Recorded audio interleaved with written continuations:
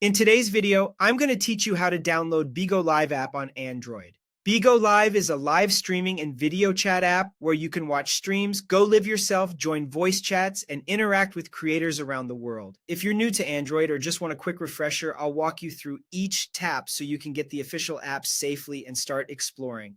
Begin by opening the Google Play Store on your Android phone. This is the trusted place to get Android apps. You'll usually find the Play Store on your home screen or in your app drawer. Make sure you have a stable internet connection, ideally Wi-Fi for a faster download. At the top of the Play Store, tap the search bar. Once your keyboard appears, type Bigo Live. Spelling matters here because it helps you find the correct app quickly and avoid lookalikes. From the results, select the official app published by Bigo Technology Pte. Limited. Taking a second to confirm the developer name is a great way to be sure you're downloading the legitimate version. You can also glance at the app icon, reviews, and download count as extra reassurance that you've got the right one.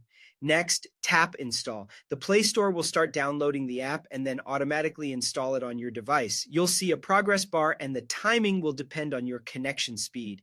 If your device is low on storage, the Play Store may pause or alert you. Clearing a little space can help the download complete smoothly.